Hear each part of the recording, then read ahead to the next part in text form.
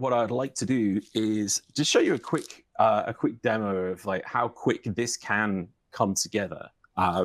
It's relatively quick. Hopefully it will all work together. What I'm going to show you is basically taking an existing API, a relatively basic one, adding an MCP server to it, and then connecting to that MCP server. And then we're going to shore it up with a couple of additional policies and start adding a little bit of layers of security in there. So if the demo gods are smiling upon us, then we should be all good to do this. So what I'm going to do is share my screen. One thing is going to change about the demo, though, and that is that I was originally going to be showing this off in the OpenAI playground, but for some reason they're having an authentication outage at the moment, so I can't actually log into my account, but it's okay. I have a backup for that. I'll use the excellent MCP inspector from the Model Context Protocol team to demo this instead. So what you're looking at on the screen right here is Zuplo. This is inside of the Zuplo portal itself. And this is a project I have set up already, an API gateway that's fronting an API for to-dos. It's relatively basic, but you can see here, I have endpoints for getting all to-dos, creating new ones, updating them, deleting them, standard CRUD operations. And on each of these endpoints, we've got a look with some rate limiting already in place. So what I want to do is I want to take this API and I want to create an MCP server for it and expose this as MCP tools. So to do this, what we can do is create a new Open API specification, which is the basis for everything that lives inside of Zuplo. I'll call this one MCP. And once this is up and running, what I can do is jump into it and in the root designer, add a new place to go and connect to this. So I need a root for it. So this is going to be my MCP server, just so we know what it is. And the path for this, I'll just call it MCP. All of these need to be post requests. What we can do here is we'll leave the policies blank for the moment, but I'll add some more in just a little bit. And to actually connect this up to my existing API, all I need to do is select this MCP server. We'll give it a different name, to-do list. Server version can be that. It can also be whatever you want. You can add in, something like beta in here if you wanted to as well.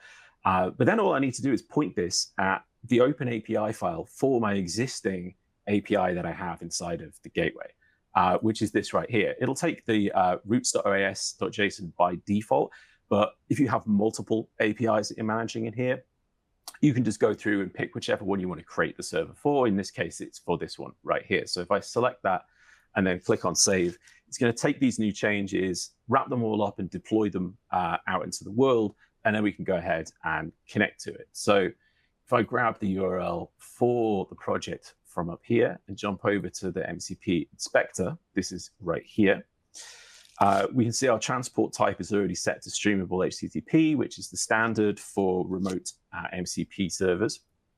And this is the URL for it. You can see I've added on the endpoint for /MCP, which is where our MCP server is actually going to live. So if I connect to it, you can see it has connected, and then I can list out the tools that are available. So I've got my get to-dos, create new to-dos, update and delete available right here. So if I run the get, I get back the actual list of to-dos that's come back in here. And just to show you in here as well, if I go into back into Zuplo and run that same test just on the API gateway itself, I get the same information back just here. So that's all good. We're up and running, MCP server out in the world, but there's little to no security going on here. And this is just open for anyone to come in and do whatever they like with.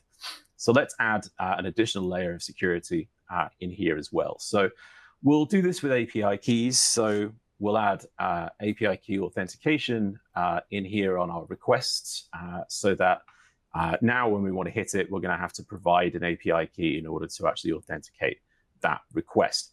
If I jump back over to the MCP inspector right now, that's been redeployed and connect to it again, you can see that I can't anymore. And that's because now I need to actually be providing authentication in order for this to happen. So if I go grab myself my API key, we can configure this. So in here, we'll now need to provide an authorization header, and we'll pass over the token. There we go. Now I'm connected. Back again, this time I've done it using an API key, and I can go ahead and run the tools just as I wanted to before. Awesome.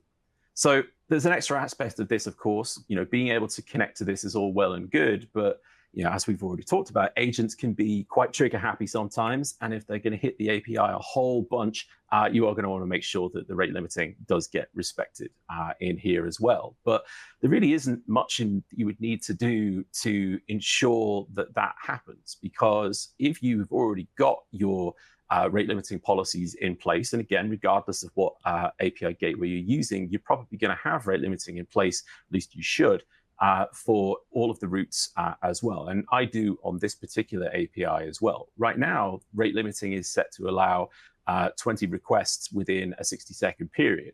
But to demonstrate this kind of being respected through the chain, I'll just change this so that it's only allowed 2 requests within a 1-minute period.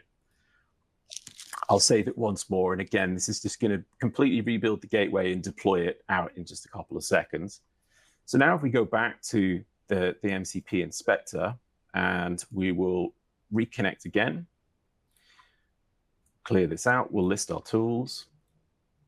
And now I should be able to make the request here to get to-dos, which is 1 request. And there's the second request. And then if I do the third one, I'm going to get a 429 error now, because it's respecting what the API wants to do, which is limited to 2 requests. And from that point on, I can make no more. So that's just how quick you can get some of this stuff actually set up when you bring in the world of a gateway into the mix, especially one that is effectively going to use the existing API that you already have, as well as respecting all of the downstream work that you've already done to make your API production ready.